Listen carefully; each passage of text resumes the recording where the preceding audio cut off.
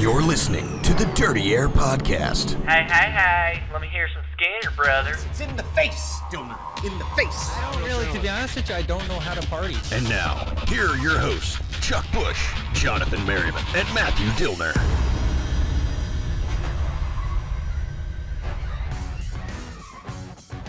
Hello, everybody, and welcome to another edition of the Dirty Air Podcast. We are coming to you today quasi-live from the NASCAR Hall of Fame studios right outside the NASCAR Hall of Fame in beautiful Charlotte, North Carolina. And you'll notice, if you're watching on YouTube or NASCAR.com, that Jonathan Merriman is mimicking me right now because he's sitting next to me. That's because today, we're too wide.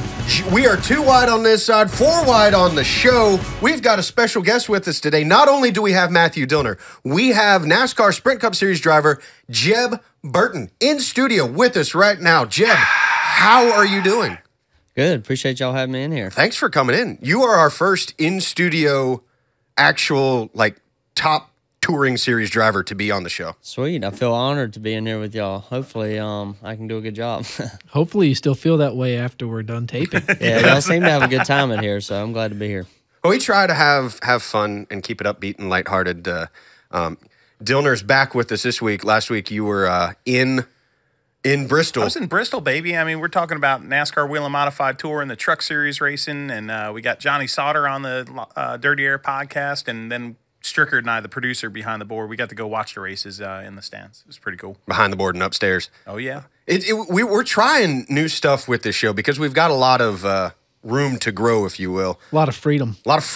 We got a lot of freedom on here. We love freedom. I missed running that truck race. That was the first truck race in 2 years I've missed. So, oh, geez. I've had some good runs there, and that truck race is a blast. I've got a question. Just from someone who has never, I haven't done a pace car lap at Bristol. I no clue what it's like. What is it like to go around? You hear drivers talk about it, that it's just this, they have to hold their breath almost. But is there any way you can put into words what it's like to drive a race car around the track at Bristol? Bristol is really fast, and now how the groove is up next to the wall, the sensation of speed is even faster. The momentum we're carrying to the center is unreal now. So, it's a handful. For qualifying, you're definitely out of breath. I'm like that in most places because you're getting up on it, but at Bristol for sure, it's 15 seconds. You're out of breath and you're wheeling it, and you're about an inch to the wall in the middle of the corner just trying to find more grip. But if you get up too high where they ground the track out, you'll get up there and hit the wall. So that's not a good thing. I like those tracks that you have to get your car to work on the inside, which is the opposite of a lot of racetracks to get around somebody. The weird thing this week was, the spring race, we were down on the bottom. We qualified on the bottom. I got my car to handle pretty decent up there. And then Saturday in practice, we finally moved to the top. But this time, the first lap on the track, I was in the middle, and I tried to go to the bottom, and it didn't work. And I was going up. It was hotter. The track rubbered up differently, too. Yeah, it was just different. And I think the grip level up top is more now that concrete is getting worn, and I think we're going to be up high for now on for a while. Before the show, you were talking about that sort of conveyor belt that used to be at the bottom. Just talk to me a little bit, Dillner. Just since you were there, you and Merriman were there watching the race. I was cutting highlights in the office, so didn't get that full experience. But just talk to me a little bit about that. I am the minority. Yeah. Of race fans. If you ask race fans, the majority of them say they want the old Bristol back. When I used to go to the old Bristol, there was a lot more action sometimes. There was more tempers, but basically it was one by one all the way around the track, like you said, a conveyor belt, like a snake on the bottom. And then to get around somebody would have to make a mistake, or you have to nudge him and move him up, and then they couldn't get back in line for 7, 8 cars. Now, when I go sit in the stands like I did and watch that truck race, I realize what an amazing racetrack Bristol is now. I'm the minority. I think it's better because I was watching side-by-side racing, all different grooves, because that racetrack, you can race the turns at Bristol. You can have so many different approaches to a turn there. You can make your car work there. And to me, it's more pure racing. I think a lot of that, too, stems from the old school fans remember Earnhardt Labonte. I mean, you had 2 great finishes there, and it stemmed from the fact that you couldn't pass. You had to move somebody. So You can still move somebody. You can, but now there's a lot more raceability there. And, we'll ask Jeb, but, because we're not race car drivers. But I just feel What do you like think, man? the bump and run is why people love the old Bristol. And now you have them side by side. I think it's the same thing. You're just up high. You can't pass. I mean, you have to slide job everybody to pass them. You didn't really see anybody just stay on the bottom and pass people. They would run in the corner harder than the other person. It's a little give and take with both parties doing that. If you sail it off in there on the inside to slide job somebody, and the outside guy doesn't want to give it to you, you're both gonna crash. Yeah. So, I think it's definitely unique, and it's a hard race. What do you like better? I didn't race on the old one, but Martinsville's kind of that way. You can't run top groove at Martinsville. You kind of have to get pointed, and I like Martinsville a lot, but Which one would you like better? If you had to say, I know you didn't race the first one, but knowing what the style was back then compared to now, which one would you prefer? Probably the one we got now, honestly. It's a little bit more racing grooves, and I know everybody wants to see the crashes and stuff. I think you're still seeing that, but the driver can do a little more, just like you saw with Harvick. He was running a different groove, and another lap he would have got him. So he was coming for sure. We even had a 3-wide restart in the Xfinity race. Well, and you talked about Harvick there and Logano battling it out towards the end. I mean, they're running almost. It looked like two different lines, and you didn't see the tempers flare. You almost saw these guys just battling it out, and you see Harvick. He can Logano would get away from him on the straight, but then Harvick could catch him in the corner. As a driver, Two complete different lines right there. If you're watching on NASCAR.com, it's unbelievable. The race. He needed one more lap. Joey was just parking his car in the center of the corner. He was going in softer, and he could just come off lower and get him down straight away. But Harvick's line definitely, I bet he was a couple tenths faster than him right there. That was definitely the preferred fast line. Another lap, he would have moved him, or he'd have passed him, one of the two. And catching him is one thing, getting him around him is another. He would have got him. Me and Dillner talked to Tab Boyd in Victory Lane, and I asked Tab, I was like, have you ever seen lines like that? And he was like, you see a little bit of it, but they change every year. Well, that's the thing. He said there's so many different ways. They'll be Tab different. Boyd, the spotter. Yeah, they'll be different next year when we go back in the spring and in the fall.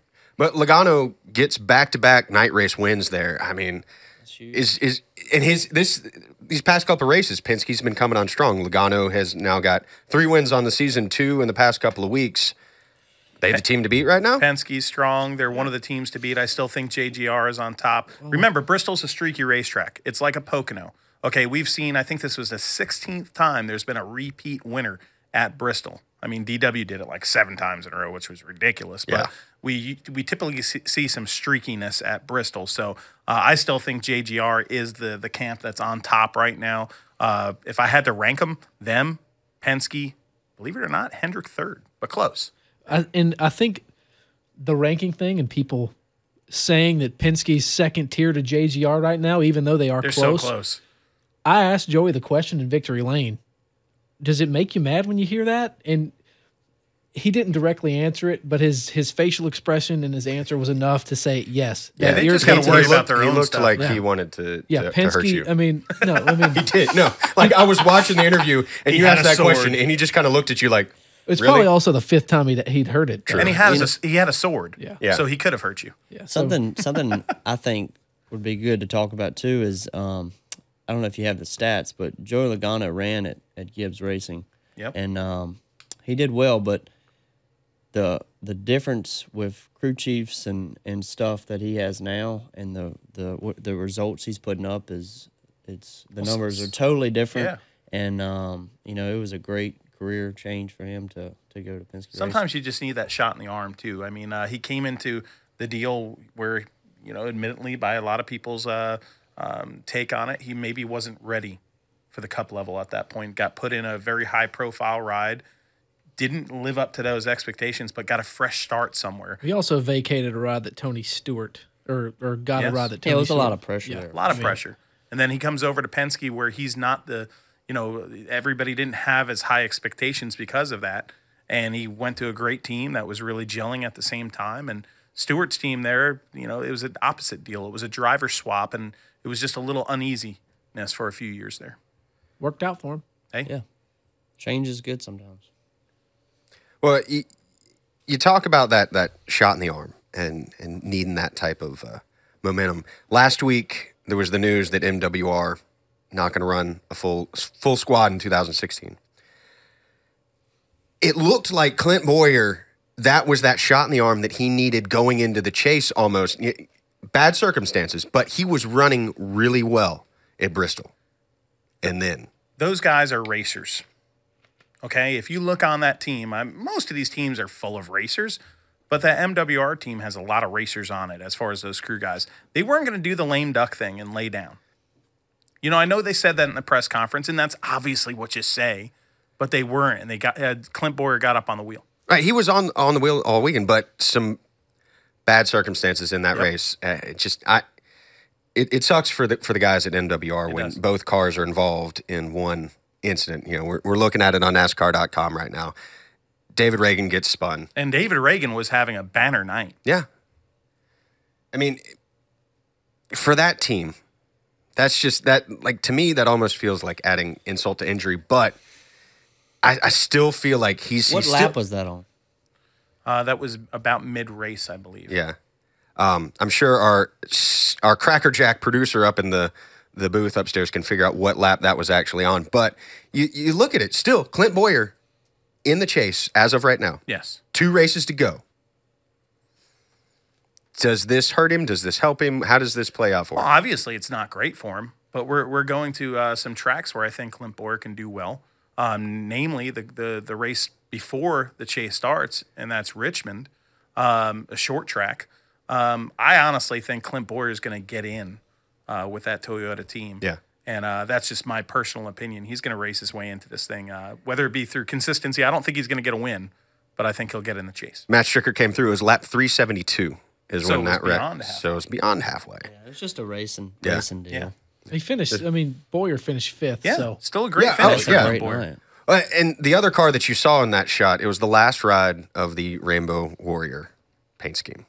Like, that was a sentimental ride to see that out there. Oh, man, everybody, I don't care who you were. I don't care if you were a race car driver or a fan or a crew guy or a media guy like us.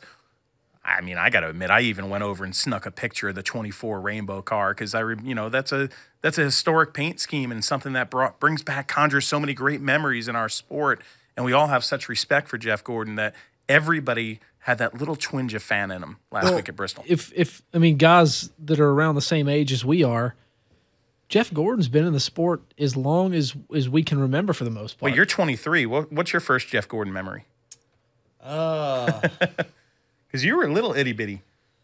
Little You itty put bitty me on the Jeff. spot. I'd probably have to say Dad and him racing at Darlington, probably. But I have actually Jeff Gordon, 24. He ran Xfinity car at Daytona in the Pepsi car, and I remember I asked Dad to go ask him if he would give me one and sign it, and I still have it. So you didn't. I remember you, Dad wait, did you not didn't want sell to go that do one. that. You didn't sell No, that I didn't one. sell that one. I still have it in my room. But you That's got your awesome. dad to go get it signed? Or But go he get... told Jeff that I wanted one. Ah, okay. And Oh, that's Jeff okay. got it. All right. Got it for me. That's pretty cool. That's- But he didn't want to do it. Well, and, speaking of throwbacks and Darlington, we're going to Darlington in 2 weeks, and you're running a throwback scheme of your own. Yeah. I had a great idea of running Dad's old 22 Caterpillar car, and it looks exactly the same, and it looks really cool. Actually, gonna have the same suit. Oh, really? The actual same suit? No. Okay. No, but we're getting a suit made that looks the same, and Are you going to bring back those sunglasses that you? No, I'm not gonna bring No? back the sunglasses. The sunglasses. Because I was thinking for Darlington, like going down there and rocking like the 50s throwback and wearing like a fedora and like a tie. I was going to roll up a pack of cigarettes in my T-shirt. I want to do a mustache so bad. I But I can't don't know if grow they'll one. let me.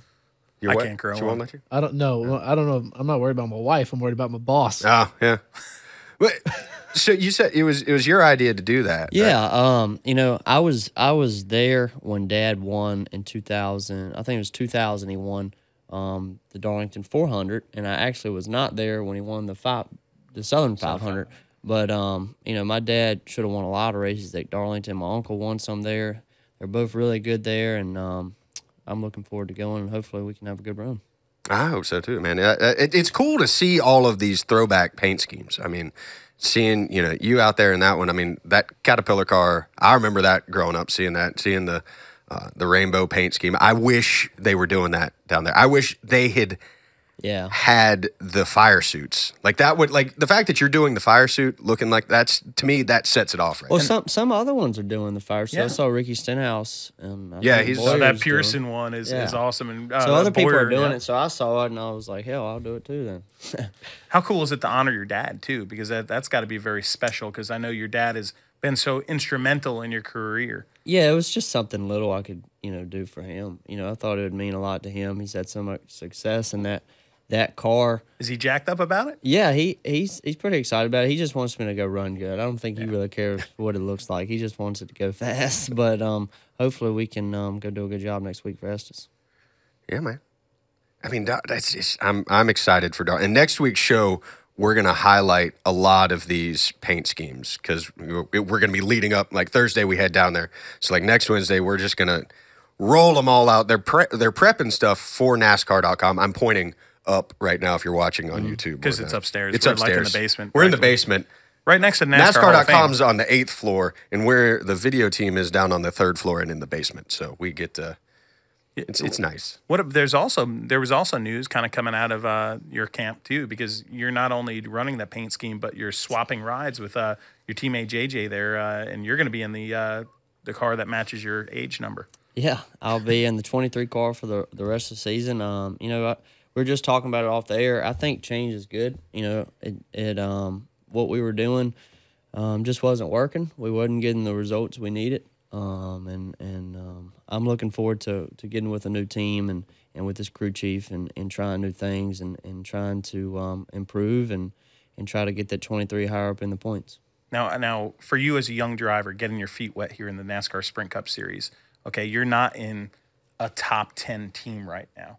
How hard is it for you to balance getting after it and staying patient enough to keep the wheels on the car and get a decent finish? It's hard, in our situation right now. Decent is low 30s. You know what I mean? It's tough. You're racing against 28, 30 huge teams, and we're getting there. And we're getting better every week, and I'm really excited. In a couple weeks, we got some new stuff we're going to try, and I'm pretty pumped up about that. But it's tough, like you said. You want to go, and if the car won't allow you to go, you just gotta back it down, and it's tough. I've made some mistakes this year, and the Sprint Cup Series is definitely the toughest thing and the toughest series I've ever been a part of driving, and it's the best drivers and best teams and best crews in the world. What's the biggest difference between the truck series? We saw you have success there. You won a race.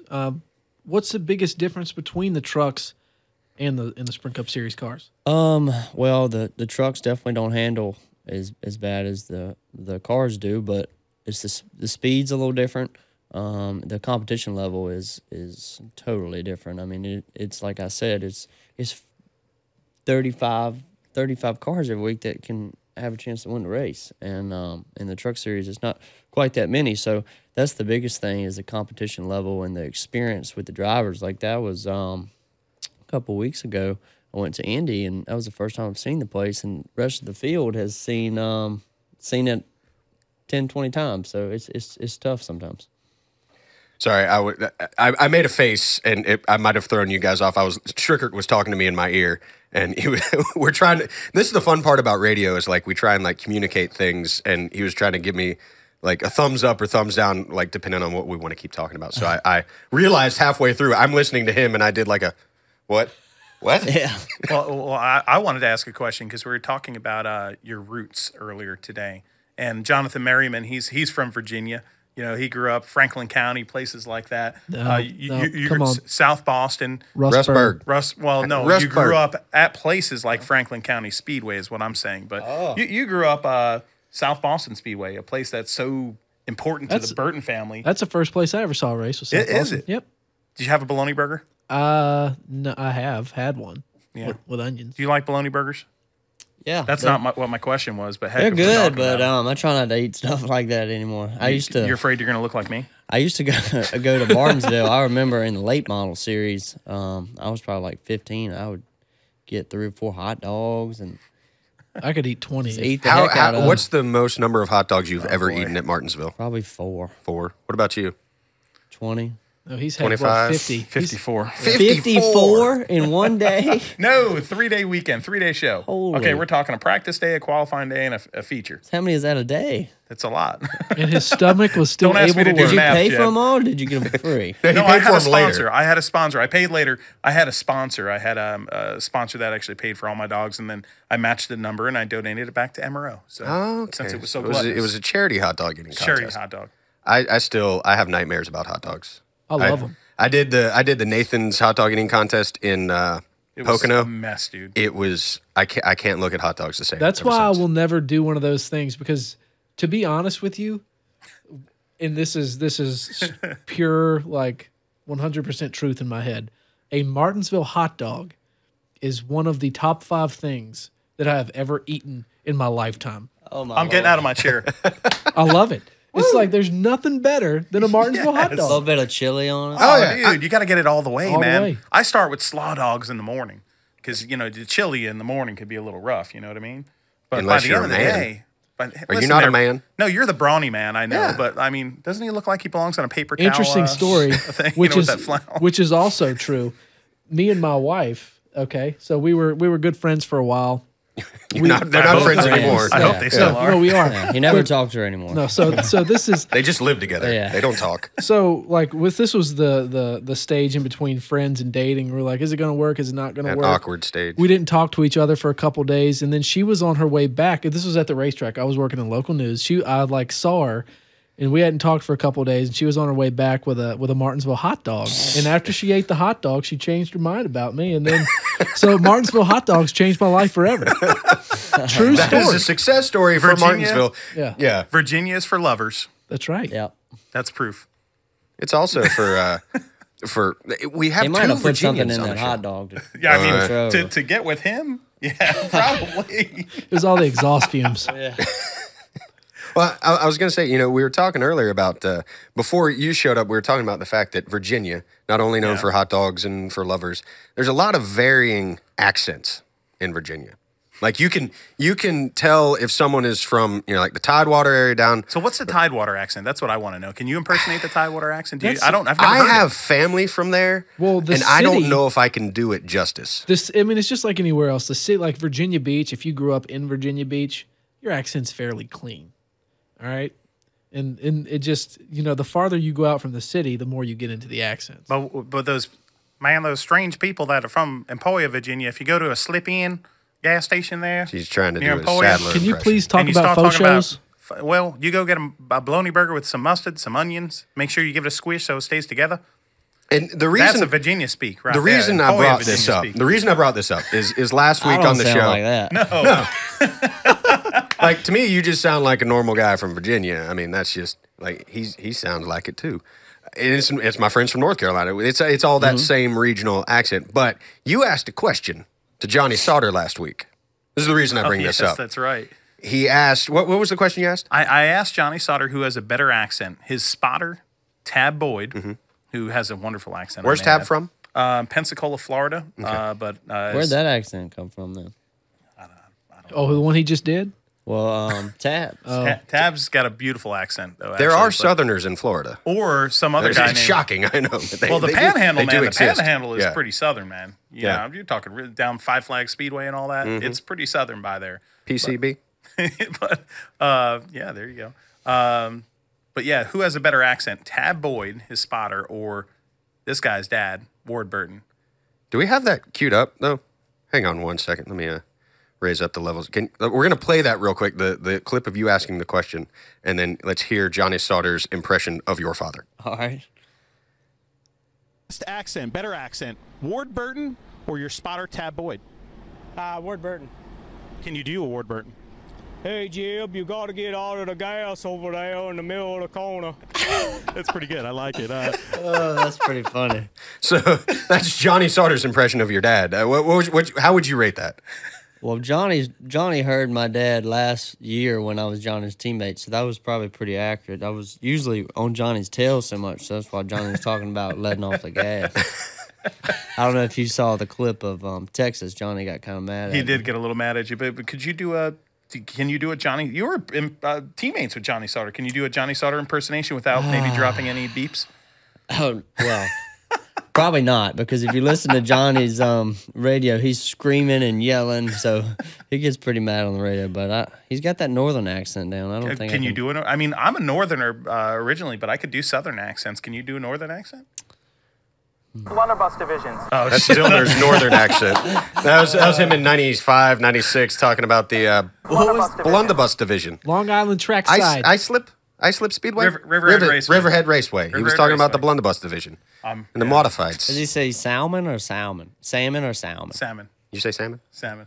I say salmon. Same here. Yeah. Same here. That's the color of his shirt. Yo, Anyway. how do you say, like, have you ever caught a crappie, like a fish? Like some people say crappie, some people say crappie. Who says crappie. crappie? It's crappy. Who Johnny says probably crappie? would say Yeah. Crappie? Yeah, He probably people- would. It's yeah. that. He's from Great Wisconsin, Lakes, right? Great Lakes area. Yeah. He's from that's sort of that Nacito, flat- Wisconsin. Johnny's the type of guy that it'll be -30, and he's out ice fishing. I'm like, why in hell do you want to be ice fishing when it's -30? So I didn't know what was going on, and I talked to him about it. He's not out there in that. He builds a fort. Yeah, a house. They have these ice houses. And they're in there drinking beer, Yeah. and they've got fire. Yeah. And they were sitting there warm. They I tow thought they these were out things. They there. have actually cities. I lost a lot of respect for him. I thought they were out there. So in your mind's eye, you're thinking he's sitting there I thought he was on doing the it. ice, Yeah. like just He's thinking his competitor, man, this guy is tough as nails. He's Yeah. out there with that. And he meanwhile, he's fishes just in the ice. hanging out drinking some cold barley pops out on a lake somewhere with a Yeah. fire. There's a bonfire, propane heater. They got steaks on those the grill houses outside. are amazing. My family, my wife's family is from Minnesota.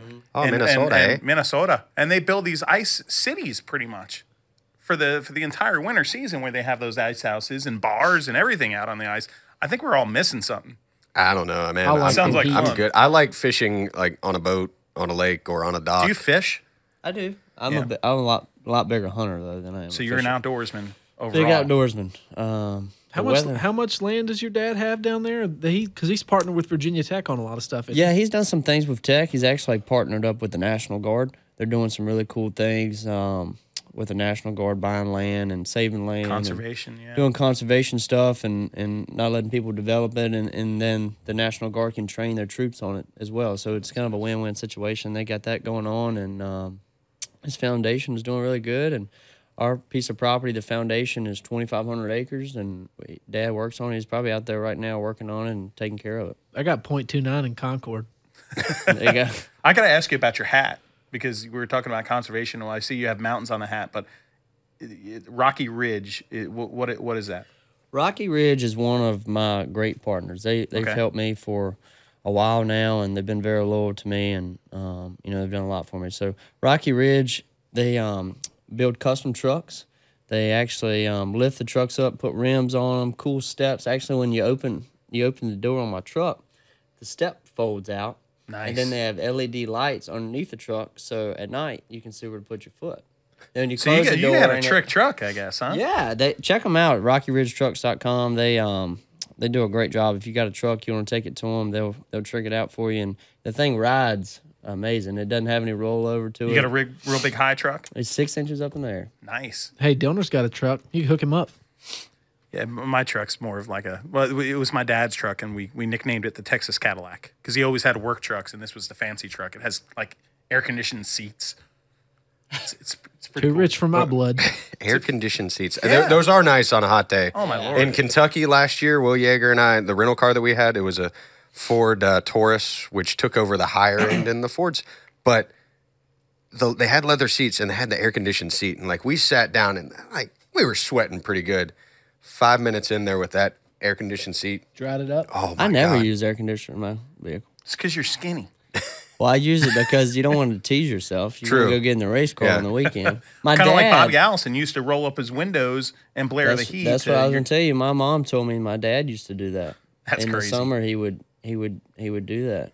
I got a question for you. You talked about being an outdoorsman. We got an off weekend coming up. You got any plans for this weekend? Or Probably hang out with some buddies, go to the lake, do stuff like that. Maybe go fishing, put some trail trail cameras out for look at some deer and see what kind of deer I got running around the farm. So we're getting close. We're getting close. The weather is changing. Today I went for a run and I could feel that breeze coming in. So the weather's changing and deer season's on the way.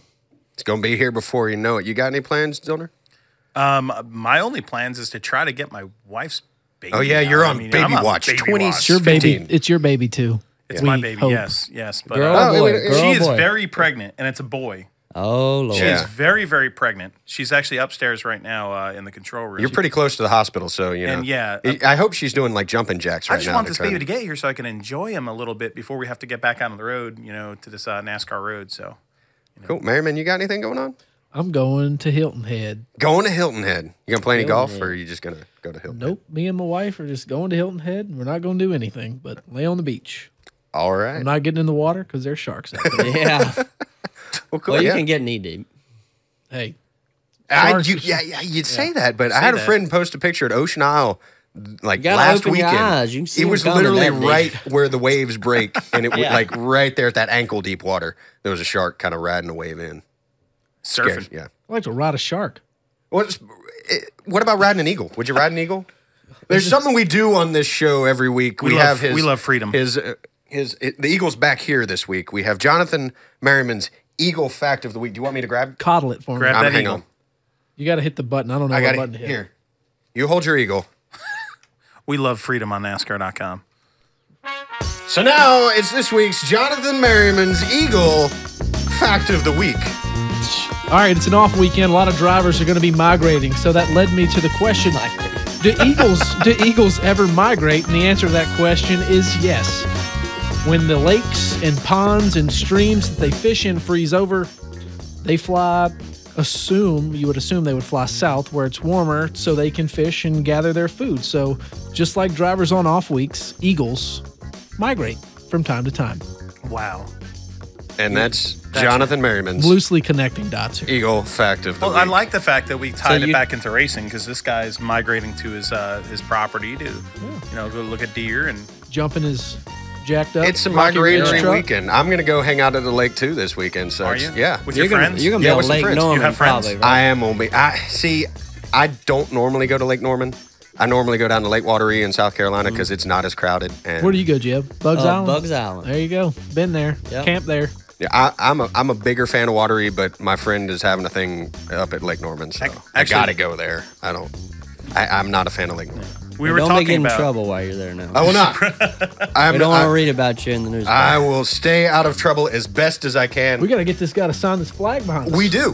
We're starting a thing, Taking my ears off. taking his ears off, but we're gonna have you sign our flag. That's gonna be our new thing with our guests here on the Dirty Air Podcast. Pardon me, Dale. So while he's doing that, I'm going to go ahead and wrap this show. So for Matthew Dillner, Jonathan Merriman, Jeb Burton, be sure to log on to NASCAR.com, watch this podcast there, or go on YouTube, watch it on YouTube, or more importantly, go to iTunes, subscribe, download, listen. You can listen on your way to work, on your way home from work. You can do a lot of things. But for everybody here at the Dirty Air Podcast, this is Chuck Bush reminding you to hop out in that clean air, chase down the leader, and we'll see you next week back in the pack here in the Dirty Air. Go get your truck jacked up like Jeb's. There you go, Rocky Ridge.